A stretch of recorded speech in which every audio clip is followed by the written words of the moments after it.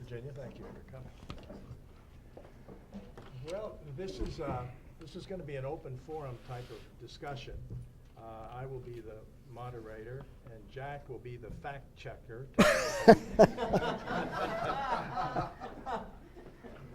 But I'll tell you a little about Virginia. First, I would like to say that the way we found Virginia was Ted Accord and I both read the same newspaper article in the newspaper, the local newspaper near where Virginia lives, the South County Chronicle, and they did a story about Virginia and her broadcast history. And it was very well done, and I immediately wanted to contact her, called the publisher, and they very generously gave me her name and how to reach her. So I did call her and invited her to come this evening.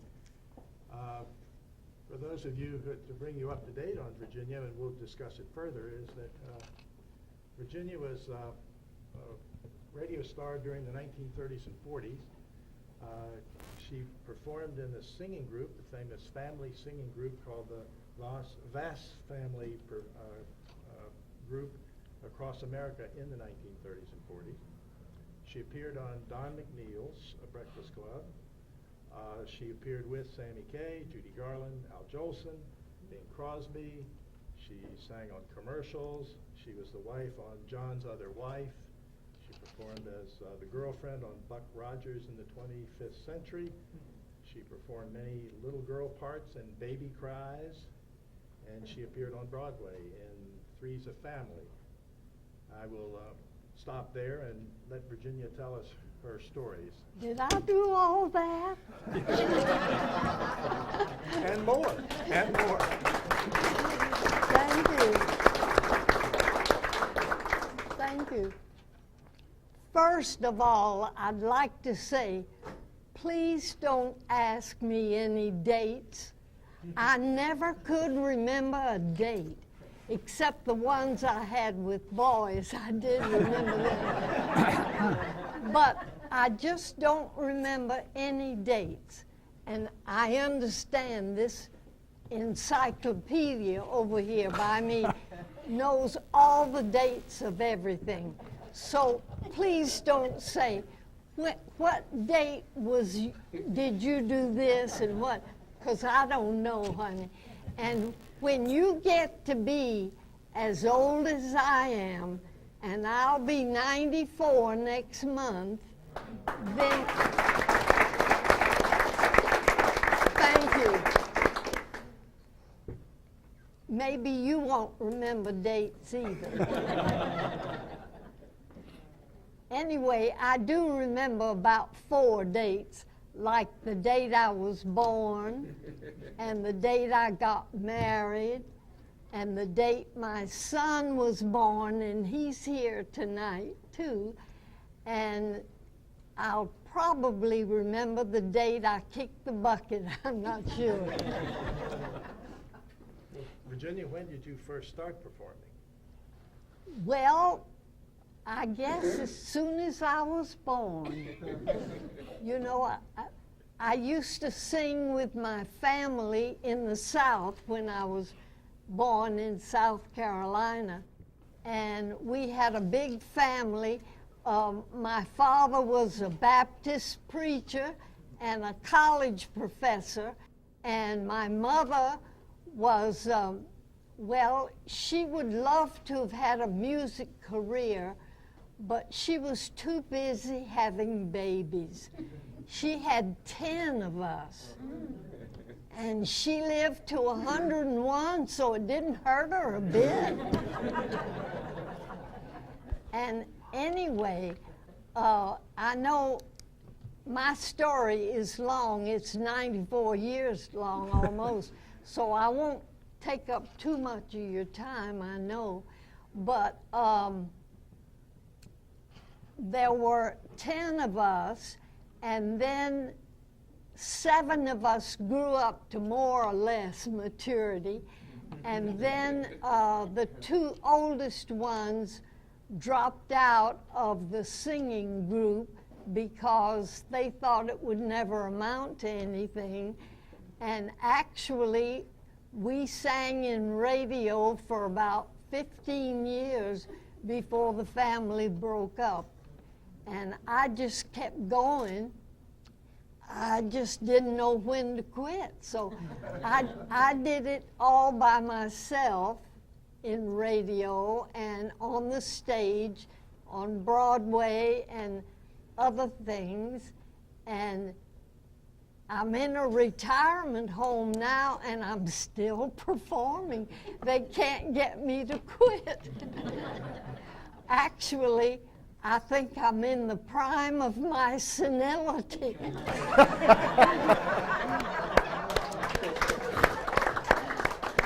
Thank you. So if you want to ask me anything, I'll see if I can remember.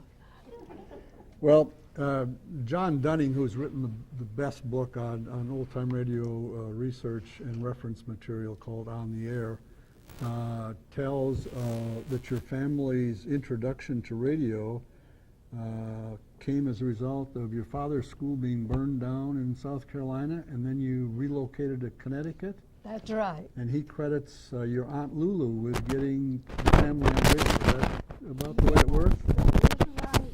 And she found out that my father's private school burned down, and her husband, she and her husband had hotel business in Connecticut, and her husband died, so she called my father and said, "Your school burned down and you have 7 children, and what are you going to do?" And he said, "I don't know." And she said, "Please come up here and help me run my hotels." And so he packed us all in a car, in an old Overland car, the kind, you know, that has the running boards on the side. And we went up to Connecticut.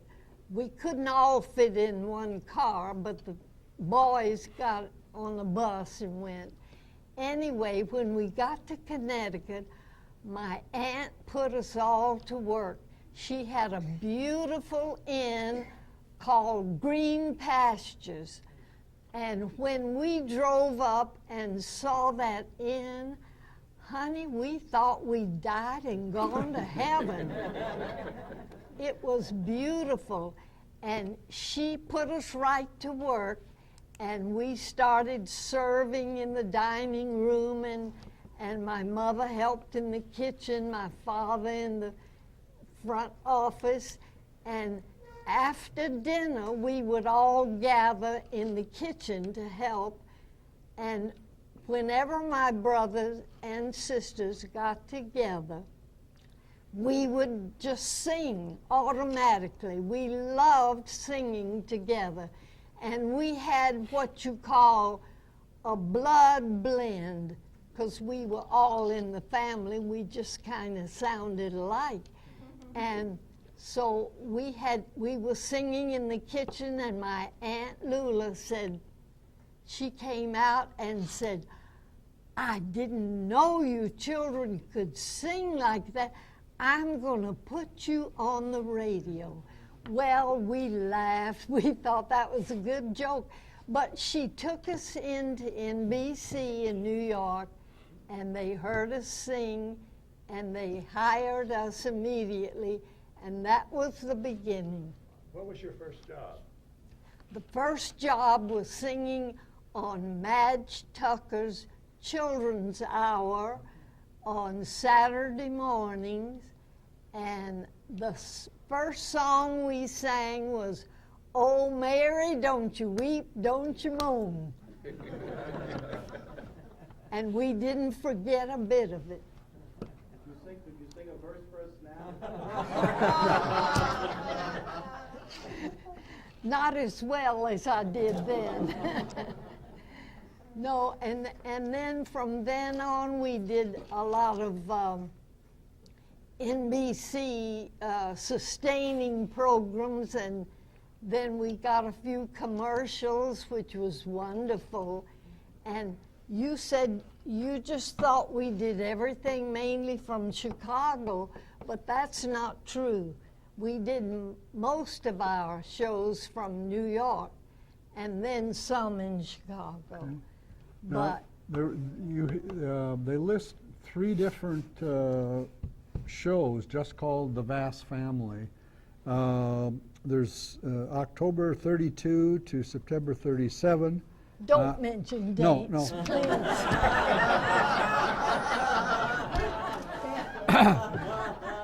And that was a Saturday morning show, 15 minutes. And then a little later, another show that ran on both NBC's Red and NBC Blue at separate times. And then 1940 to 1941, another one on just called The Vass Family, another 15-minute musical one. Did you or your siblings also play musical instruments, or was it just singing? I was the only one that nobody wanted to play anything, so I had the lead voice, the high soprano. So I first started with the ukulele, and then that wasn't very sophisticated. So I grew up to tipple. If you ever heard of a tipple? Is that like a mandolin? Sort of, yeah. And then a tenor guitar. Okay. And then a regular guitar.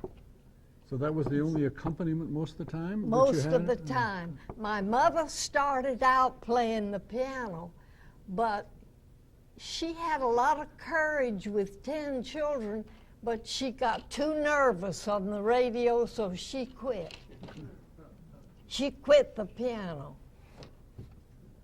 So I did all the accompaniments, and my brother played the harmonica, and that was it. Until we got big shows. See, we did a lot of shows in New York. We were on Ben Burney's show, and we were on Andre Kostelanetz and Kay Thompson's Rhythm Singers. All this was in New York. And we weren't on as the Vass family show. We were on as guest artists on other big shows. How did you get to Chicago and why? How did we get there? On the train, I think.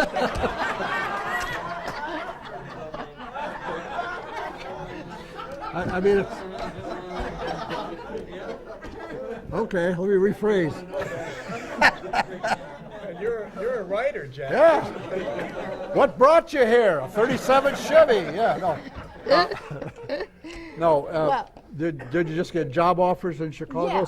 Yeah, but that's did right. Did the family move, or were you able to? Well, our main place was in New York. Remain New York. So we yes. kept our apartment in New York. And then we'd go to Chicago to do the Breakfast Club with Don McNeil. Right. He was a wonderful man. We loved him. And then we also did the... National Barn Dance. Yeah. In Chicago, right? Thank you. I forgot that name for a minute. The National Barn Dance, we were on that for quite a while. And we also on a program with Alec Templeton, the blind piano player. Right. And my sisters and I were asked to come in to, I'm trying to think what movie. Anyway, we were asked to come in because we were Southern to try out for Scarlett O'Hara's sisters in Gone with the Wind. Gone with the Wind, yeah. So we went down and tried out for it, and we didn't get it. They said they liked our accents, but they were just Southern because we were Southern. But they said they needed somebody with a little movie experience, and we hadn't had any, so we didn't do that. And you were on another Chicago show of Uncle Ezra's radio show. Yeah. With Pat. That was the Barn Dance. Well, it was a spin-off from the barn dance. Yeah, the National Barn Dance was a program, and then they spun off Uncle Ezra character, and he got his own show. And you were on that one too. No. No? We were on the National Barn Dance with Uncle Ezra. Okay. That's the only time we were on it, was Okay. with him. Okay. And the Hoosier Hot Shots and the Maple City Boar and all Well, I'll those call people. John Dunning on that right away.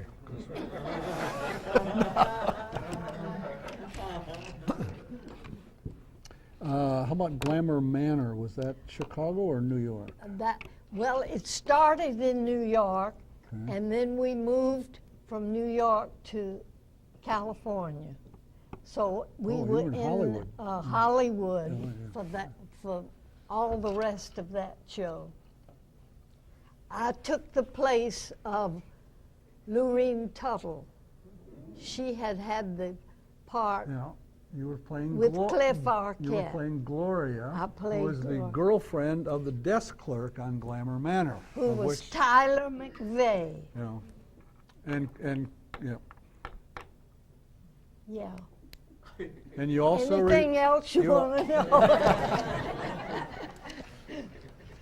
Yeah.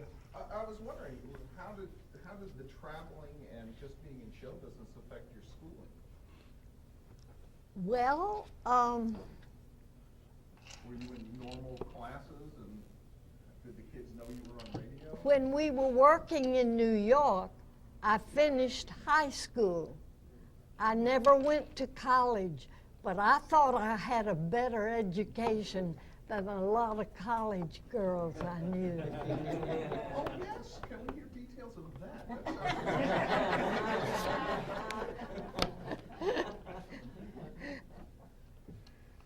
You have an interesting story with working with Bing Crosby.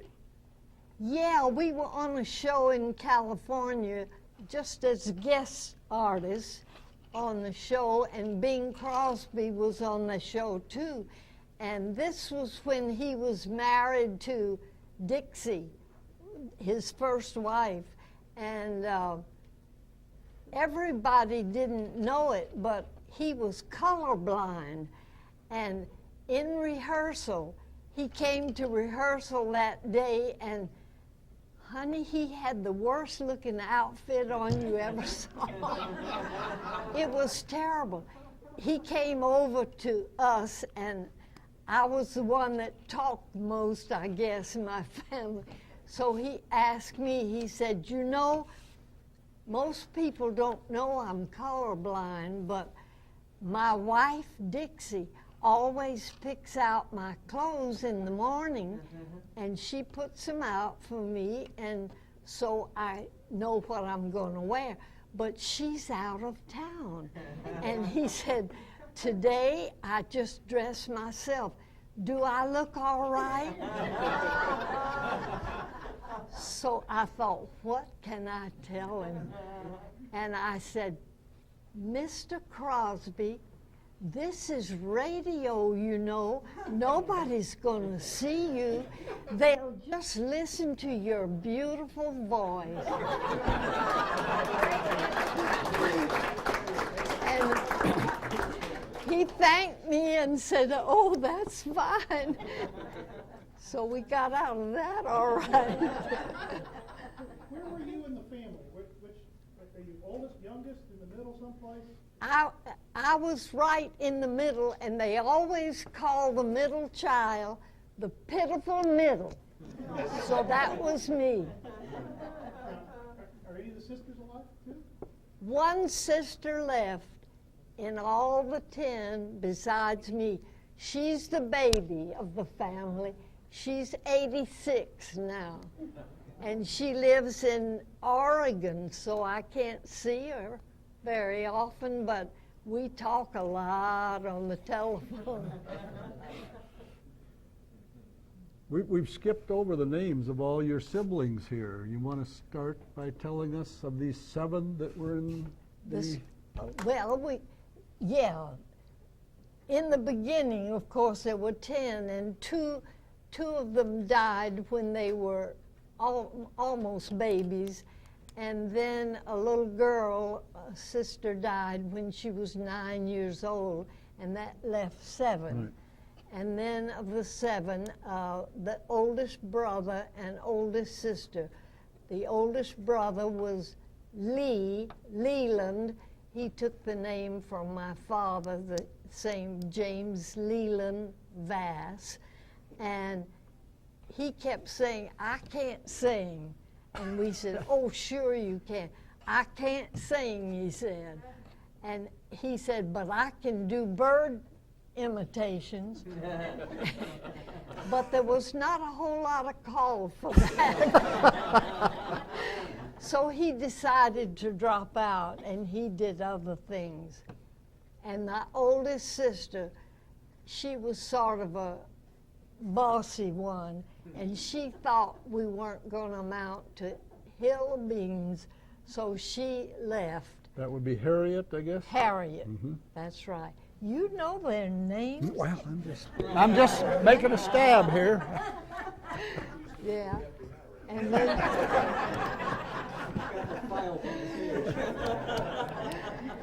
and then there was Frank, came next, and then Sally, and then me, and then Wheezy, or her name was Louisa. We called her Wheezy. And what do they call you? Jitchy, and that was a silly name.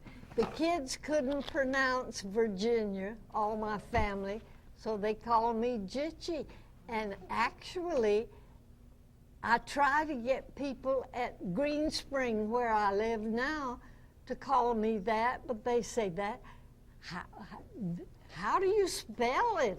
How do you spell? And I said, well, it rhymes with itchy. Just put a J in front of it. And my husband used to say, it rhymes with bitchy, but I didn't think I didn't like that, so. Anyway. Well, speaking of your husband, you met him where? Oh, I met him in New York. We were singing, and he was going to dramatic school. And he was a year younger than I was, so I thought he was a kid. I didn't pay much attention to him, but he was the kind that sort of grew on you, you know? And he got cuter and cuter. And so after we had known each other about 3 years, we decided to get married. My family was scared to death I was going to get married and break up the family. And they kept trying to, when we'd go out walking in town, every time we'd pass a shop with baby clothes in it, they'd rush me by real fast. And they didn't want me to get married or have a baby or anything. So I didn't for quite a while. And then I finally, when he stopped going to dramatic school and he got a job on Broadway, and he was a wonderful actor, and he was in The Male Animal on Broadway, which was a James Thurber show, and it was the life of James Thurber. And my husband was the main juvenile in that and played in it quite a while, as long as it ran. And we finally got married, but we didn't tell anybody because we didn't want to think we were going to break up the family. And I kept singing with the family even though I was married. And it was fun. We were married for 66 years before he died. Yes. He also had a career in television, in broadcasting. No, he didn't. He wasn't a broadcaster Oh, at all. He was a stage actor, I see. mainly. We haven't And mentioned his name yet. his name was Robert Scott, and he played in several Broadway shows and in a couple of movies. He was in a movie with Ronald Reagan, and he was a good actor. But after the war, and he was in the war, not the First World War, the second. And when the war was over, he came home and he decided he didn't want to be an actor anymore. He would rather direct pictures, and so he started working for the government in the U.S. Information Agency, and he worked in that until he retired. Yes. I just wanted to ask, what movie did he do with Ronald Reagan? Brother Rat. Oh, Brother Reagan. Yeah, and he was in several movies in smaller parts, but he was a good actor. We have a question? Did you have any children? He's here. He's here. Stand up, Peter.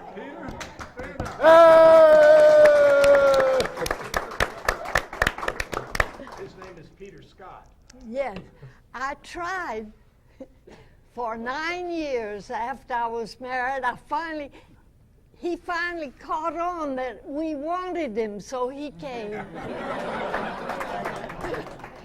And Peter is a very talented caricature artist, and he's very busy here in the area, and he's good. Did I understand correctly that you did also dramatic acting in radio programs? How did you get started in doing dramatic parts? Oh, well, my husband tried to influence me to act as well as sing. And of course, as a Vass family act, we did do some acting in the radio too with our scripts and all. And I acted as Wilma and Buck Rogers and other things. But I decided after my husband said, why don't you try for the stage? And it sounded wonderful to me, but I had never done it before. So I heard... Little different when you have to memorize the lines instead of read them, huh? You're right, you're right. So John Golden of New York City, the shows in New York, he was a producer, director, and so on.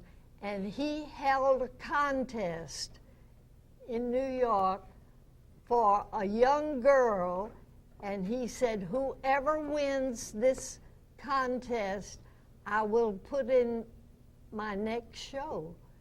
And I have to say, I'm bragging a little bit, but he had the contest all over the country, and I won. So I was in that show. It was a show during the war, and it was called 3 is a Family. I played the part of a pregnant lady, and I had to tie a pillow on my front, and it was wonderful. I was pregnant for 15 months and never gave birth. You didn't have morning sickness either. No, I didn't. That's a way to go. I would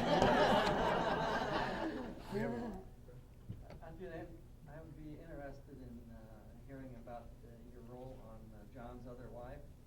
Oh, somebody wrote, you know, these things, occasionally they make a few mistakes. I came on the show, John's Other Wife. I was not his other wife.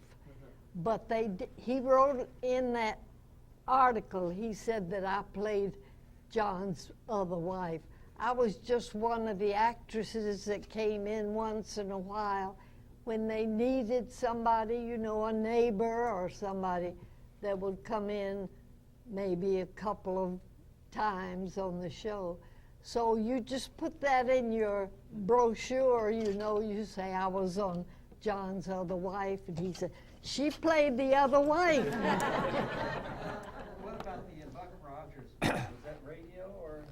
That was in radio, yes. Who played Buck? When you were playing Wilma, who played Buck Rogers? When I played it, it was John Larkin. But they had a couple of Buck Rogers before that.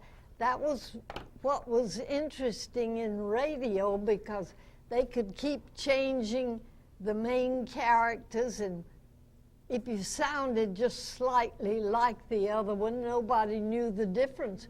And in TV, of course, you have to look more like them, so you don't change your characters often that way. Yeah, Matt Crowley was the original Buck Rogers, and then there were 2 or 3 before John Larkin got Yeah, it. right. And Virginia was on with John Larkin for the last season. I'll give some dates, 46 to 47. Yeah. And of course, Larkin was just maybe a couple of years from total domination in the soap operas. He went on to be the lead. He was on about 10 different soap operas at the time. Got to be the lead in Perry Mason, and that catapulted him in the lead in Edge of Night on TV, which was a pseudo Perry Mason. And Larkin, of course, was married to Terry Keane. I don't know if you ever met his wife. I think I did, She was big in the soap operas and had the lead in The Second Mrs. Burton. So you were with some pretty heavy hitters there on radio. Yeah, heavy hitters. I got my Buck Rogers glow-in-the-dark ring off that program. Oh, you did? Bring it tonight? I'm still saving the popsicle. The first show you were on, the Mrs. Tucker Children's, what Walter Tetley, isn't that where he started too? Walter Tetley from Ray Gildersleeve and all I that. didn't hear what he said. Child actor in that? It was, what was the programming? The first one she was in, this. Madge Tucker's? Or whatever that was that you mentioned. The What was Madge, that first one you mentioned that? the Madge Madge Tucker's Tucker's. Children's Yeah, Hour. yeah. And Walter Walter Tetley, I think. Walter Tetley. Walter Tetley. Walter Tetley was on that. He was just a little guy in a Scottish uniform, and he had a little Scottish kilt on and everything. And he was doing some little Scotch dance, singing and whatever. And then, of course, he grew up a lot more, and I knew him all through different stages of his radio career.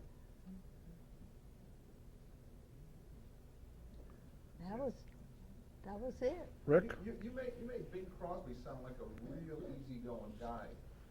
Do you have any remembrances of Al Jolson? Oh, Al Jolson. Yeah, he was different. He was okay.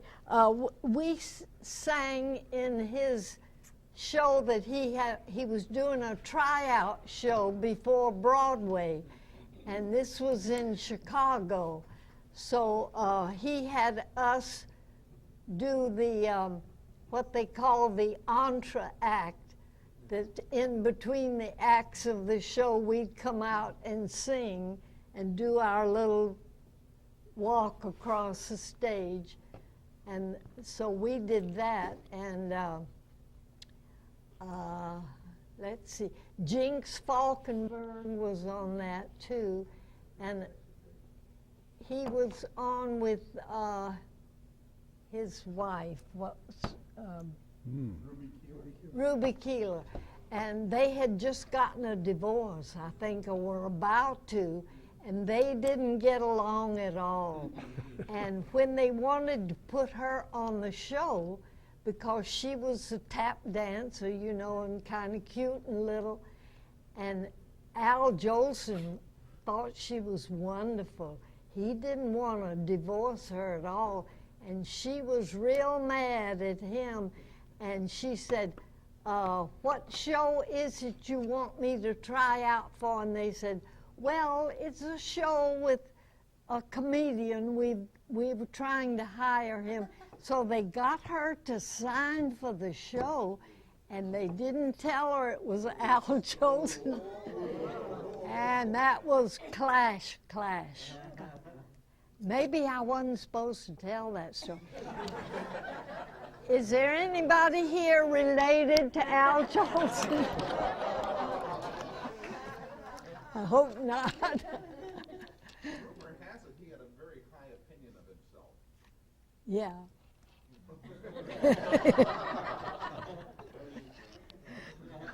Probably. When did you eventually leave show business? When did I leave? Yeah. Well, I've never left.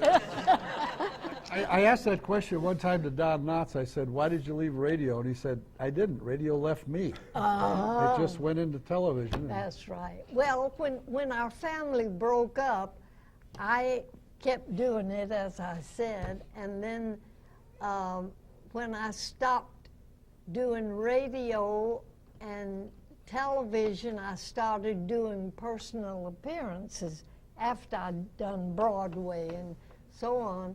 And then I started singing in city schools and women's clubs, and I was signed with the Washington Performing Arts. Oh. And sang in almost all the city schools in D.C.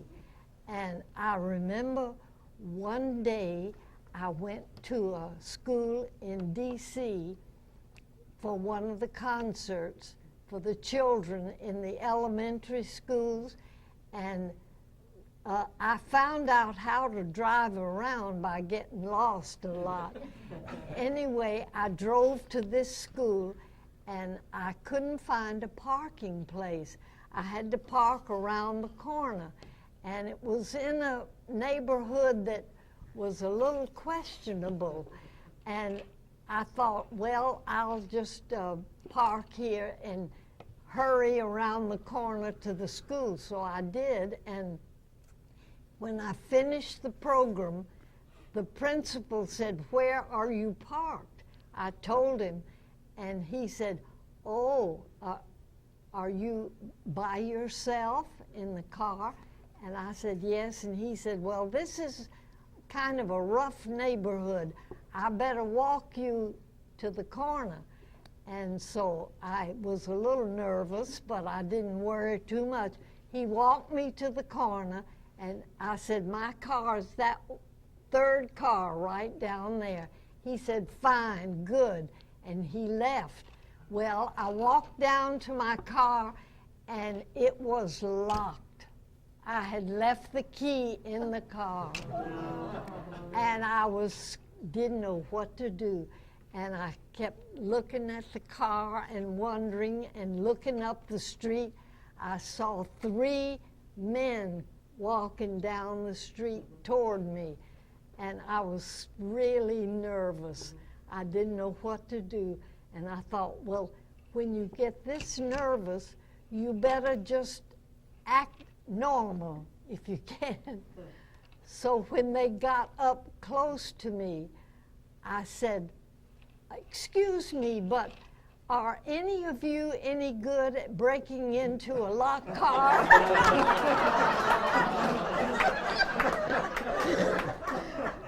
That was the wrong thing to say. But they thought it was so funny, they started laughing. And they laughed, and one of the men said, well, I'll go in this house here and see if they have a coat hanger, and I'll go down the window. People used to do that, you know. And he did, and the lady gave him a coat hanger, and he unlocked it. And I started to tip them, and they said, no, just have a good day. But I never forgot that. questions of old radio? Yes, Sedge? Mrs. Voss, did you make any records, and if so, did you have any hit songs? Well, once when I was performing down in Palm Springs, I had a job down there, and I went to perform, and I saw in the audience, my mind goes blank.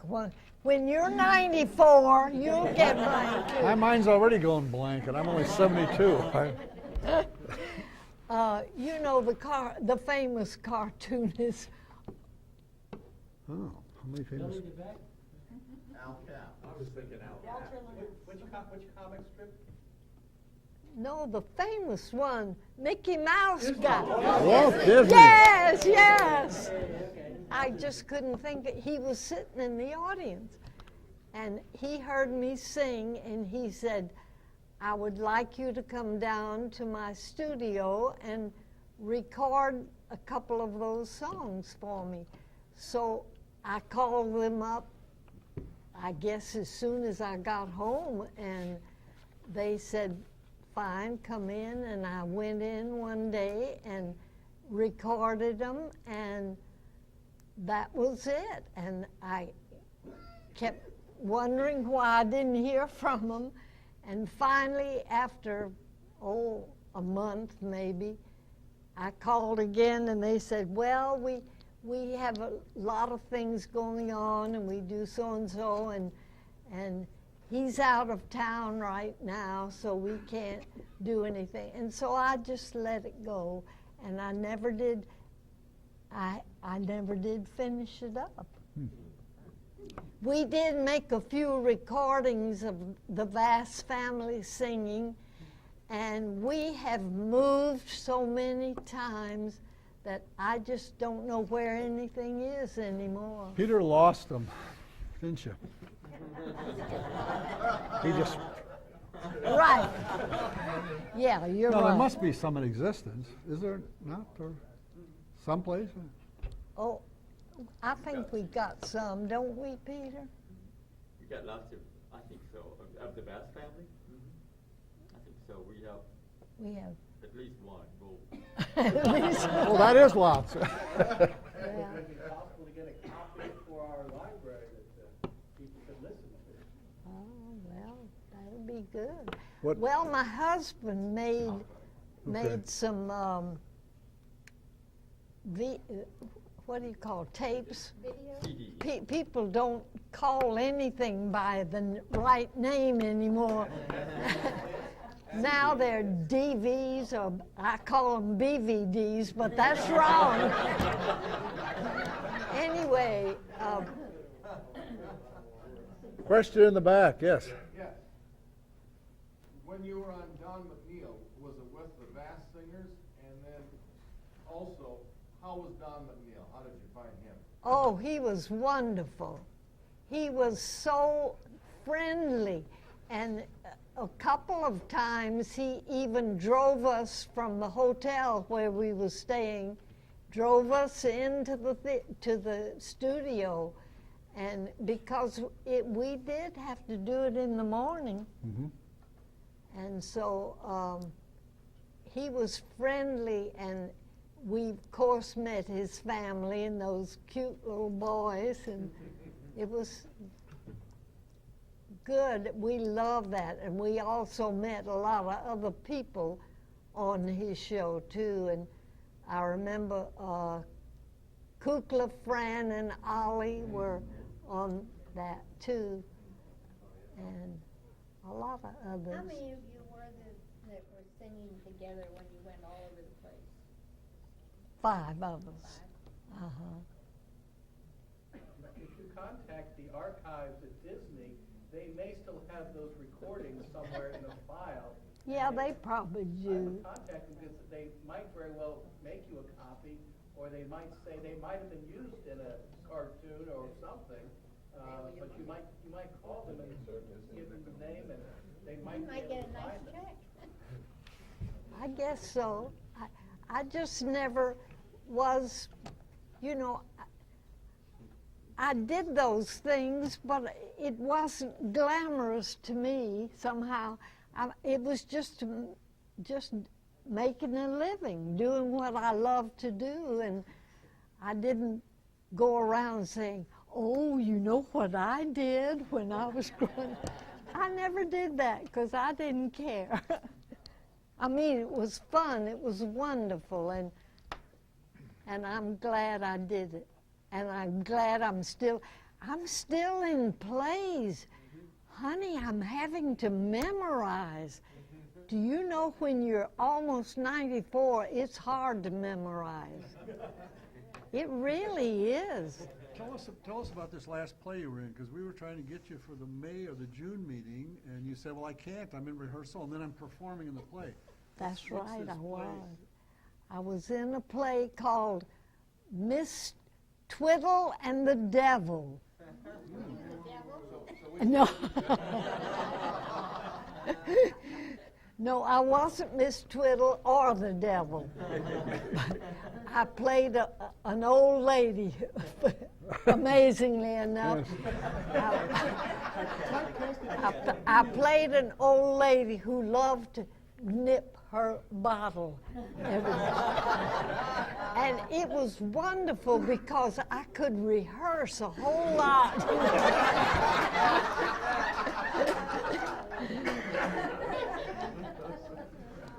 But it was fun, yeah. You have another play coming up? Well, I keep saying that I've done my swan song, but my husband used to say he never heard a swan sing, so I might as well keep going. Well, let us know if you do another play. So we'll make Good, we'd love you all to come. May I read my favorite quote of yours about what makes your life what it is? Oh, sure. And Virginia used some of it tonight. She says, I don't have enough sense to know when to quit. I'm in the prime of my senility, and I feel good. I want to help older people realize that they don't have to quit because they're older. Most important, I keep laughing. That's the key to keep things moving. That's it. Right.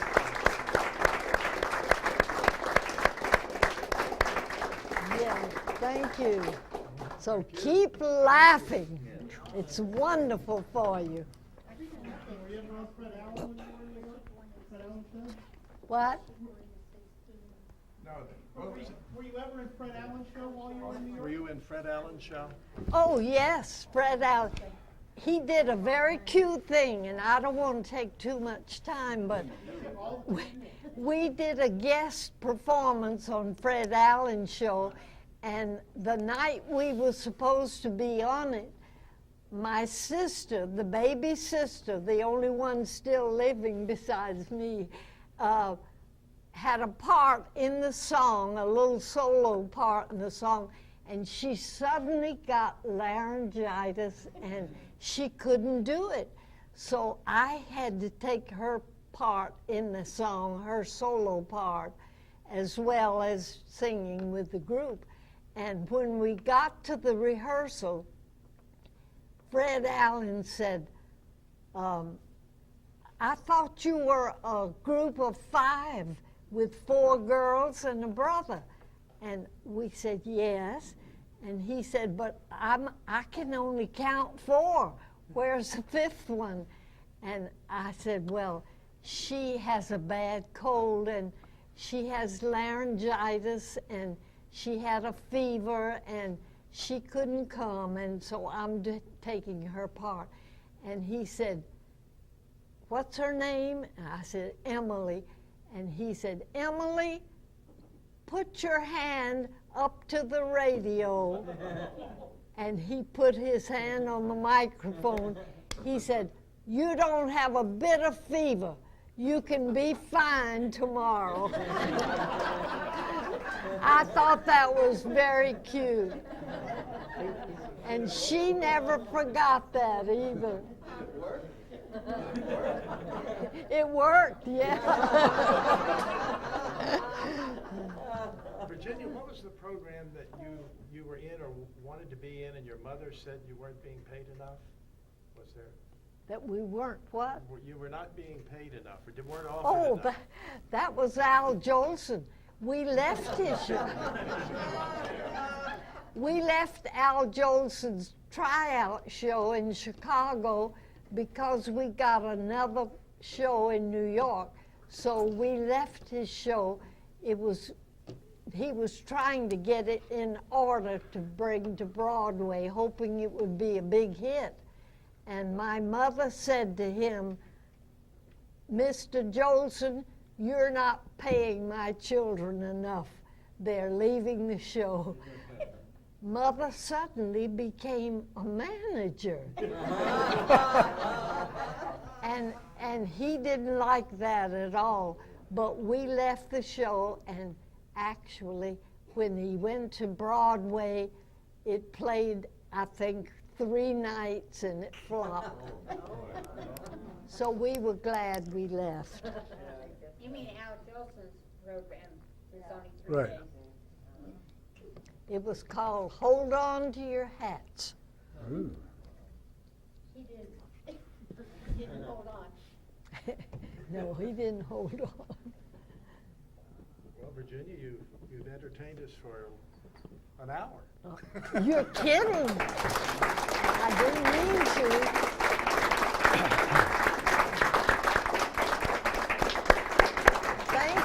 Thank you very much. Thank you.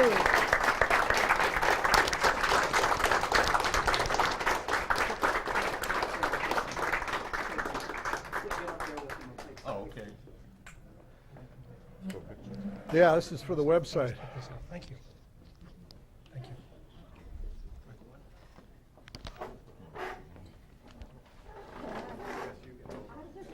Close to you so we could all be in the picture. Sure.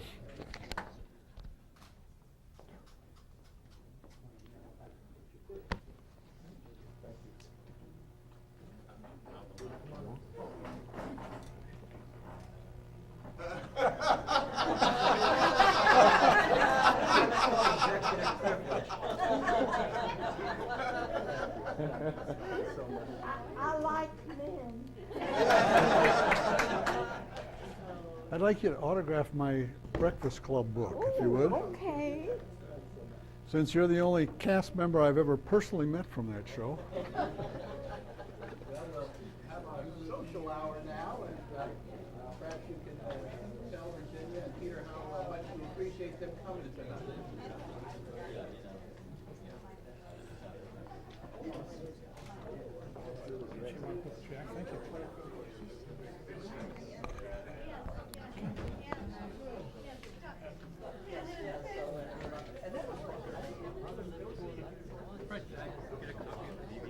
Yeah, I'll make it available. It'll be in the library. I'm looking lots of money for this one.